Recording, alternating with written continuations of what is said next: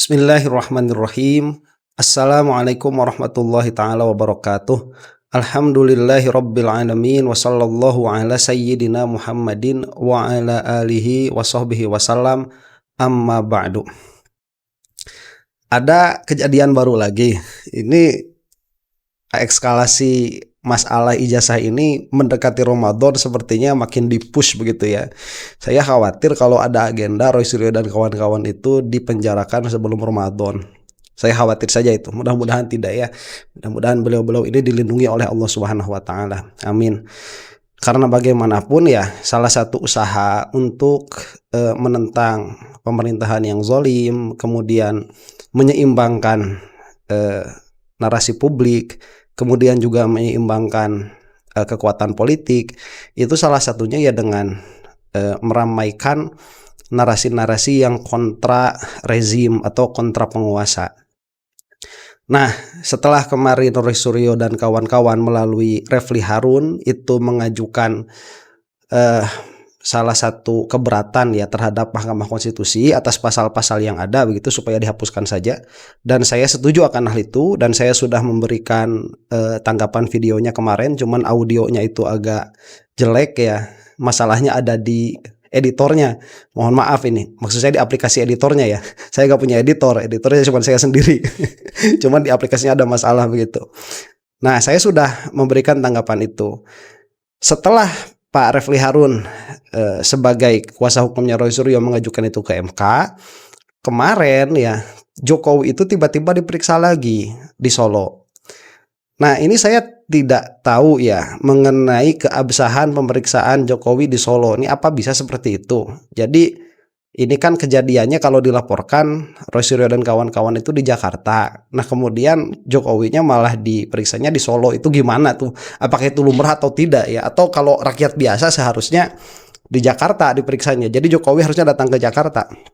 Saya tidak tahu mengenai hal itu, cuman setahu saya belum pernah ada kejadian seperti ini. Jadi kalau ini memang tidak wajar, nah ini menunjukkan bahwa equality before the law, keadilan di depan hukum itu sudah tidak ada lagi. Kalau memang ini tidak biasa, ya kecuali kalau anda yang lebih mengetahui mengenai praktek hukum di Indonesia dan ini wajar, ya berarti itu wajar. Dan permasalahannya bukan di situ. Nanti kita akan lihat bagaimana press conference setelahnya. Nah, yang mana nanti juga kita akan melihat perbincangan antara Semar dengan Pak Refli Harun, yaitu yang membahas kejadian MK kemarin, karena banyak yang menilai itu adalah sebuah penolakan dari Mahkamah Konstitusi. Ya meskipun kalau saya melihatnya bukan sebuah penolakan ya, itu sebagai hal yang wajar, karena sekali lagi saya sebutkan bahwa di Mahkamah Konstitusi itu yang berhadapan langsung itu ya penuntut atau pemohon dengan hakim langsung. Jadi tidak ada jaksanya di situ, begitu ya, tidak ada terdakwanya, kan lain MK itu, lain sendiri. Makanya hakim itu harus meminta keyakinan atas pemohon bahwa yang dimohonkan itu memang sebuah keyakinan. Nah, itu kita akan bahaslah nanti ya. Nih pemeriksaan Jokowi di di Solo nih ya. Kita simak dulu.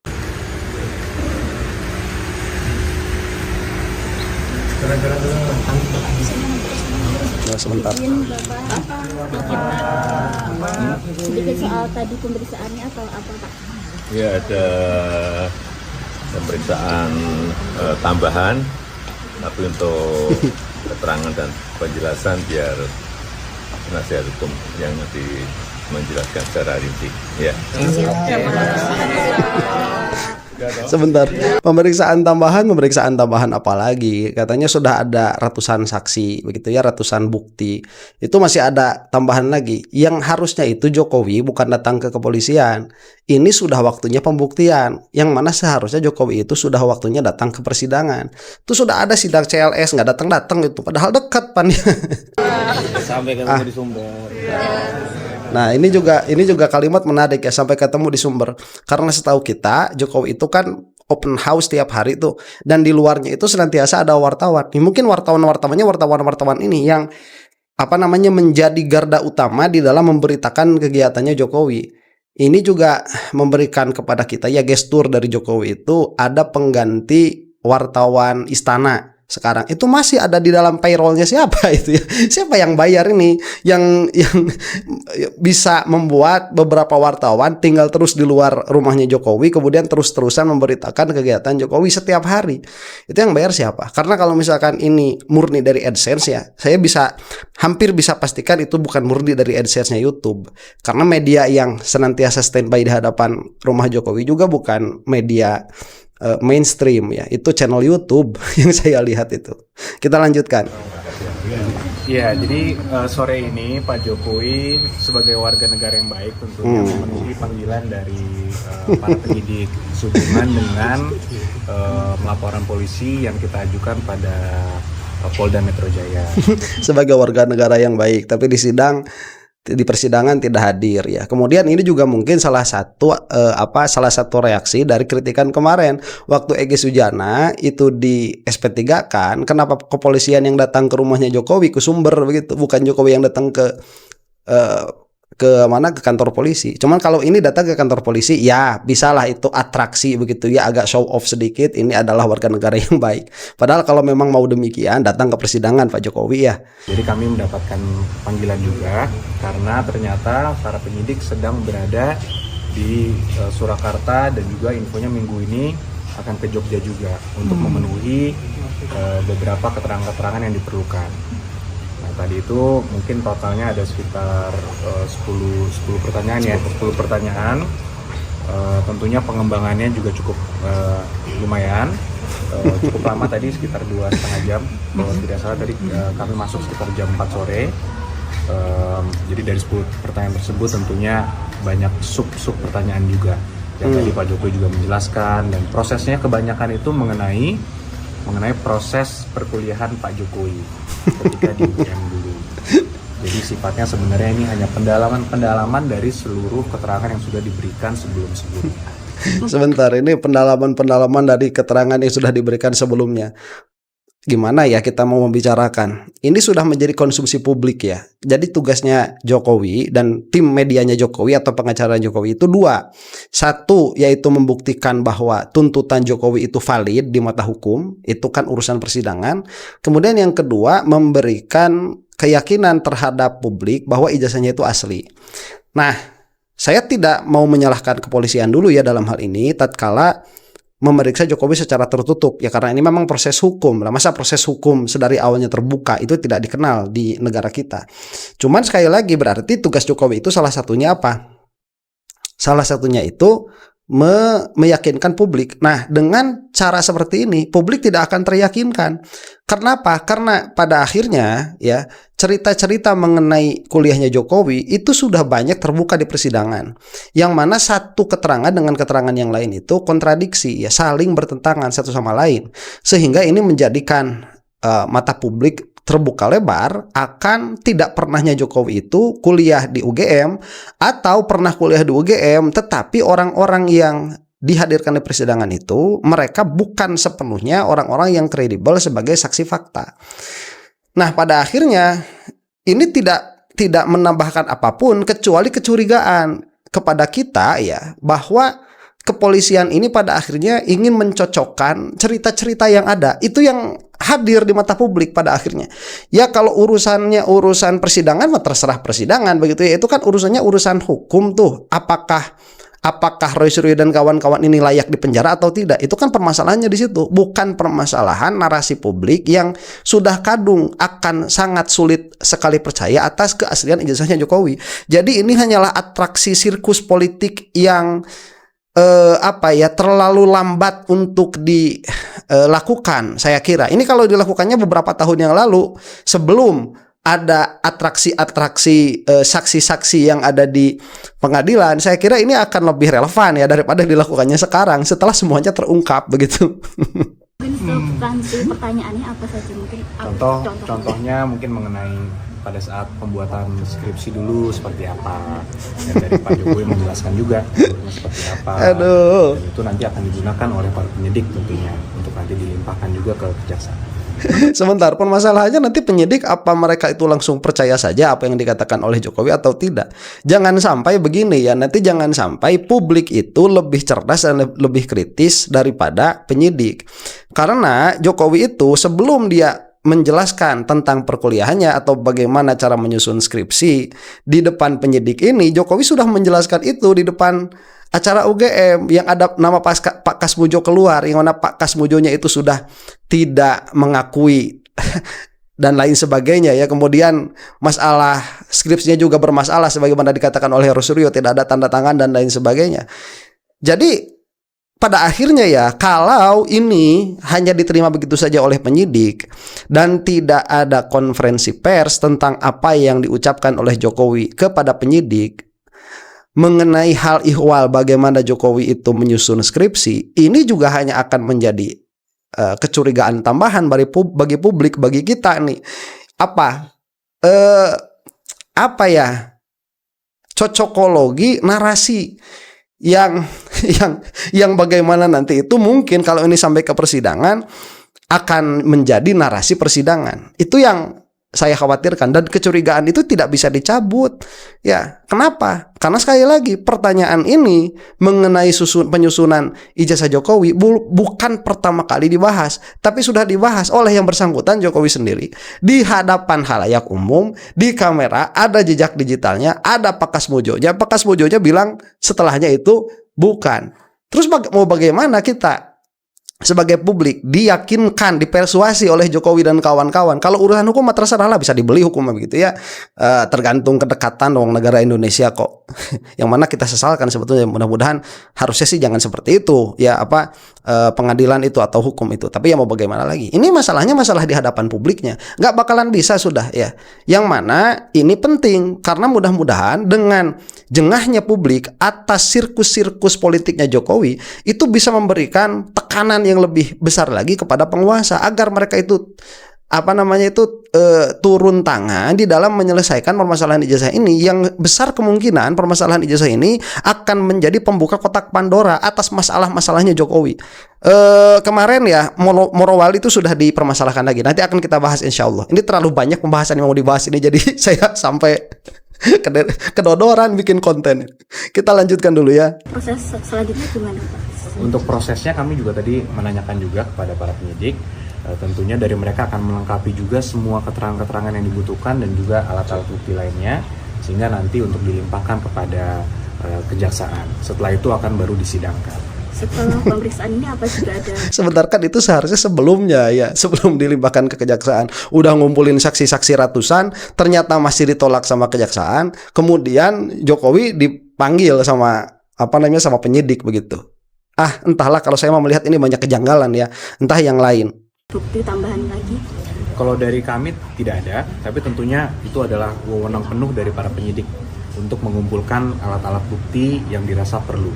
Jadi nanti mungkin bisa saja ada barang bukti lainnya, karena minggu ini kan para penyidik masih akan berada di Surakarta dan juga di Yogyakarta. Jadi masih mungkin saja akan ada barang-barang bukti tambahan.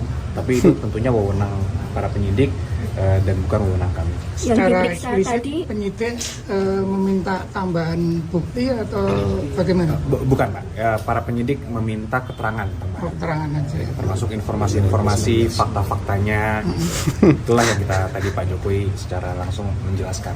Coba, bukankah ini terlalu telat ya kalau kita membicarakan masih meminta keterangan sedangkan bukti-bukti sudah dikumpulkan? Sedangkan bukti-bukti yang dikumpulkan atas dasar penetapan Roy Suryo dan kawan-kawan sebagai tersangka juga sudah dilimpahkan ke kejaksaan. Ini kalau dari ranah berpikir saya begitu ya, bukan ranah formil bukan ranah formil pemeriksaan hukum acara, bukan. Kalau itu mah ya ada yang lebih tahu. Cuman kalau dalam pikiran saya seharusnya sedari awal selesai dulu keterangan Jokowinya, baru bukti-bukti. Lah kalau misalkan bukti-bukti dulu baru keterangan Jokowi, ini kan aneh ya. Makanya saya katakan tadi ini ada kecurigaan cocokologi, dicocok-cocokkan. Atau jangan-jangan mungkin memang begitu ya, jangan-jangan nih. Jangan-jangan nih, ini masuk uzon lah ya, analisa acak-acakan begitu. Jangan-jangan Jokowi itu di briefing oleh kepolisian apabila nanti sampai berkas-berkas ini masuk ke persidangan. Jangan-jangan seperti itu, karena pada akhirnya ya bagaimana kita mau melihat koherensi antara apa yang dikatakan oleh Jokowi dengan kenyataan, sedangkan kenyataan yang sudah terbuka di persidangan itu juga saling bertabrakan. Ya heran saya nggak bisa nggak habis pikir begitu, dan saya juga menjadi bertanya-tanya ini kekuatan mental para penyidik itu seperti apa begitu kalau mereka itu berhadapan dengan Jokowi. Apa bisa mereka itu bertanya secara objektif ya tanpa tanpa rasa segan, tanpa rasa hormat begitu. Karena bagaimanapun junjunan mereka yaitu Kapolri itu orangnya Jokowi. Ini yang saya sesalkan juga. Proses persidangan mengenai Jokowi ini kok banyak celah-celah kita untuk melihat bahwa proses hukum ini tidak bisa berjalan adil. Itu yang kita sesalkan ya sebagai publik tentu saja. Selain Pak Jokowi ada yang diperiksa lagi? Cukup ada beberapa, namun kami juga tidak diberitahukan siapa saja.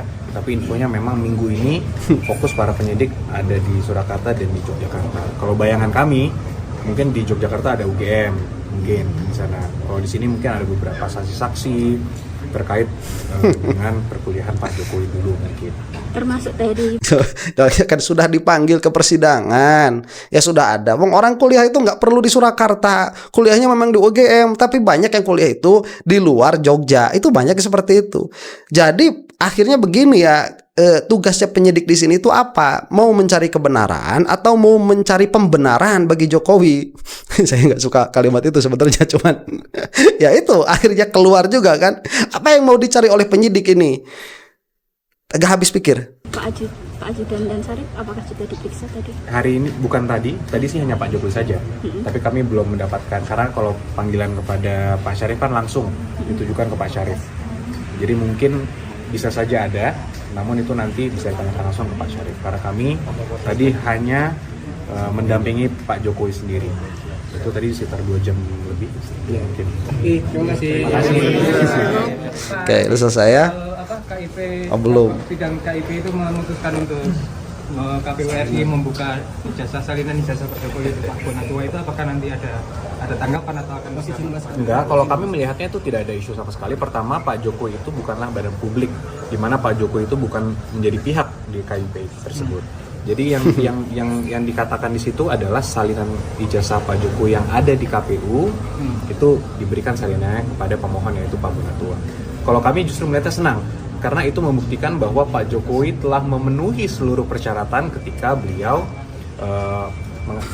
mendaftar sebagai kepala daerah dulu. Sebentar, kami senang karena Pak Jokowi berarti memenuhi persyaratan saat menjadi calon kepala daerah atau menjadi calon presiden. Nih ya, Pak siapa ini? Pak Yakub. Bukan di situ permasalahannya. Permasalahannya itu bukan berarti sudah memenuhi persyaratan. Kita ini tidak mempermasalahkan persyaratan Jokowi saat mengikuti kontestasi politik. Itu bukan inti permasalahannya. Kamu senang dalam perkara yang kita tidak mempermasalahkan kok, ya apa? Ini yang menjadi permasalahannya itu ya pembelaan atau bias penilaian hukum para pihak termohon. Dalam hal ini adalah UGM, kemudian di KIP kan ini UGM, kemudian KPU, kemudian kepolisian. Waktu dipinta ijazahnya Jokowi, itu yang menjadi soalnya. Ada bias di mereka itu, dan itu dibuktikan di dalam KIP terjadi. Senang itu adanya pada kita, bukan pada kamu ya. Kamu itu udah jelas kalah dalam sidang KIP.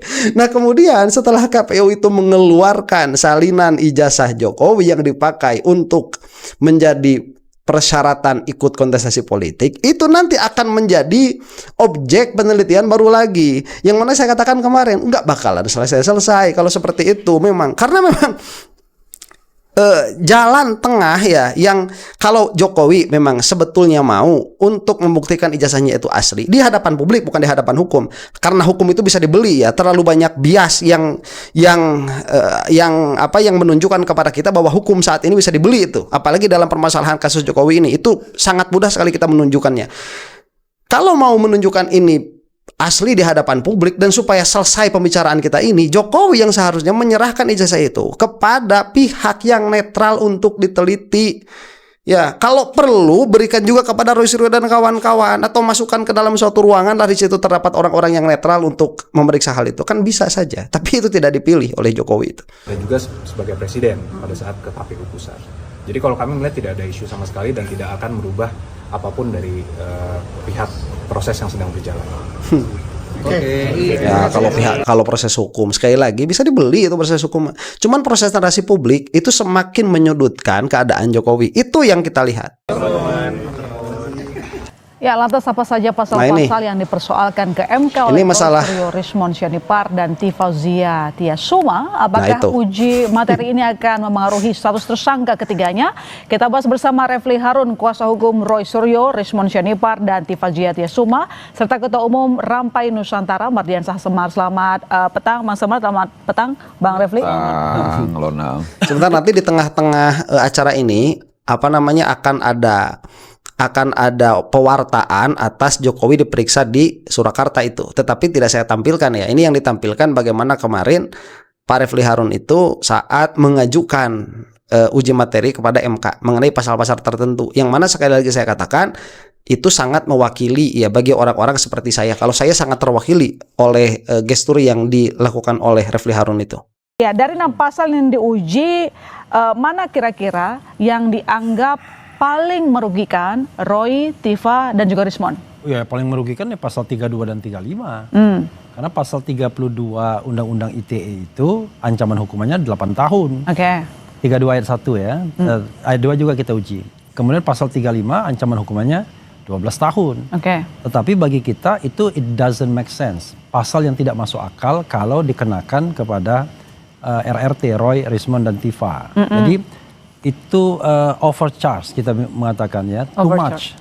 Kenapa too much? Begini. Sebentar ya, ini Pak Refli mengatakan apa yang sudah dijelaskan oleh Hakim Pak Isra kemarin. Jadi permasalahannya kan di sini, kalau ke MK itu yang harus dibuktikan adalah undang-undangnya memang bermasalah sedari awal, bukan overcharge begitu. Ini mungkin sebagai apa ya? Ya saya mah tidak bisa mengkritik Refli Harun ya, yang bersangkutan ini yang ahli hukum konstitusi. Cuman kalau misalkan argumen yang ditetapkan kemudian ini adalah overcharge, berarti permasalahannya bukan ada di dalam pasal itu, tetapi di dalam penggunaan pasal itu terhadap Roy Suryo dan kawan-kawan. Dan apabila ini yang menjadi penekanan, maka pada akhirnya perjuangan di MK ini akan habis, akan sirna. Karena MK bukan di situ. Kalau mau ini nanti ke pra-peradilan, bukan ke MK. Kalau ke MK yang jadi titik tekannya itu jangan permasalahan Roy Suryo dan kawan-kawan semata. Jadi jadikan Roy Suryo dan kawan-kawan ini sebagai simbol orang-orang yang dizolimi begitu. Itu jadikanlah demikian, karena potensinya bukan hanya kepada Roy Suryo dan kawan-kawan, tetapi kepada semua pihak yang kritis di depan media. Itu nanti akan bisa dipenjara dengan pasal yang sama. Saya kira begitu argumen yang lebih tepat ya. Saya kira ini bukan mengkritik dari segi keahlian hukum konstitusi, bukan. Ini dilihat dari segi apa yang sudah dijelaskan oleh Ketua MK kemarin. Itu. Kita teruskan dulu ya. Sebenarnya kan itu untuk sebuah kejahatan, penipuan misalnya. Ada pasal 32 itu kan misalnya mengubah dokumen publik, merusak dokumen publik, atau dokumen milik orang lain. Misalnya gini, ada sebuah perbankan, dia punya kode-kode tertentu, dokumen tertentu. Nah dokumen itu dirusak oleh seseorang, kemudian tidak bisa diakses lagi. Padahal itu dokumen penting yang menyangkut misalnya nasib nasabah dan lain sebagainya. Pasal 35 aneh lagi. Pasal 35 itu ada sebuah dokumen palsu. Kemudian diedit oleh kita, oleh katakanlah RRT, lalu menjadi seolah-olah otentik. Kan nggak begitu. Jadi kita ingin mengatakan ya, antara first product, input dan outputnya, first product dan end productnya itu nggak ada beda. Jadi pasal 32 dan 35 bisa diterapkan kalau antara input atau first productnya dengan output atau end produknya itu berbeda.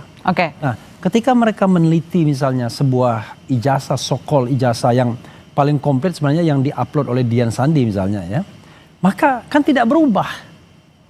Artinya ijazah yang diteliti itu ya tetap bisa ditemukan sampai sekarang.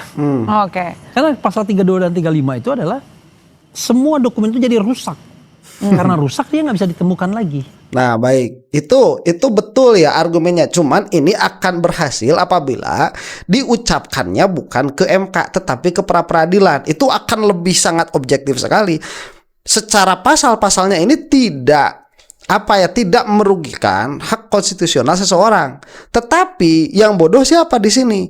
Yang bodoh para penyidik tatkala pasal-pasal itu diterapkan kepada Roy Suryo.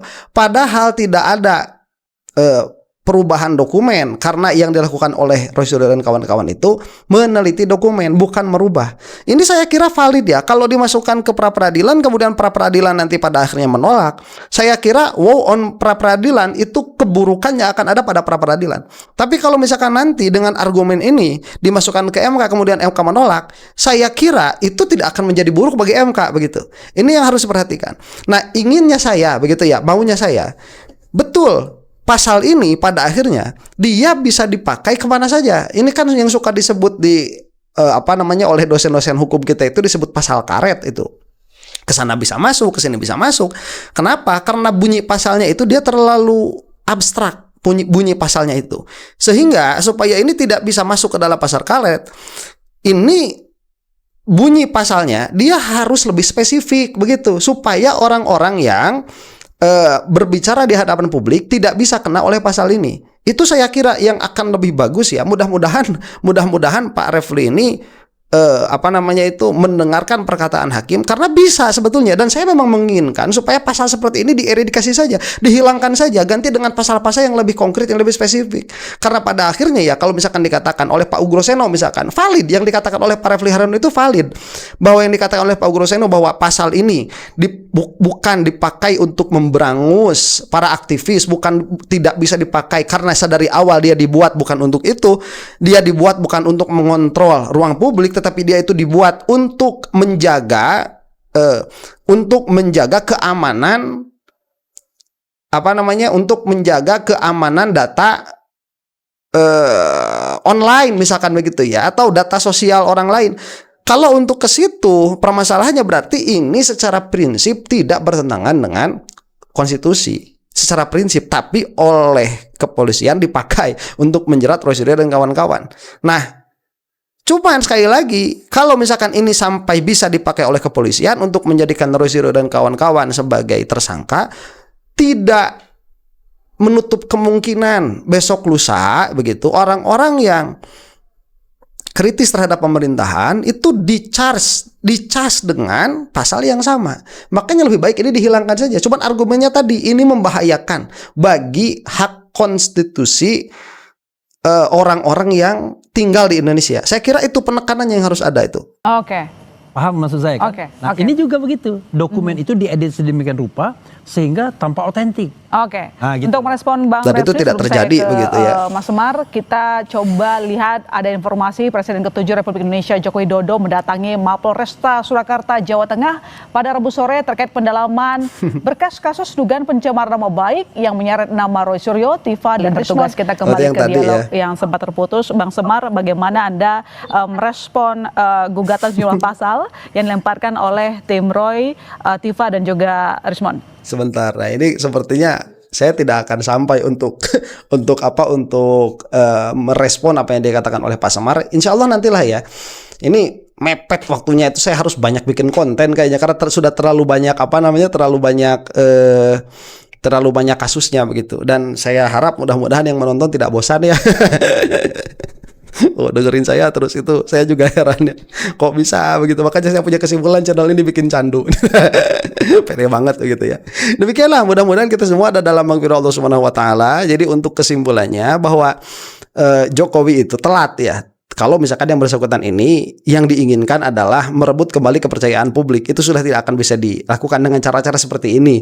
Kalau mau keluarkan itu ijazahnya, diperiksa oleh lembaga yang independen, betul-betul independen, itu baru akan kembali mencuri perhatian publik.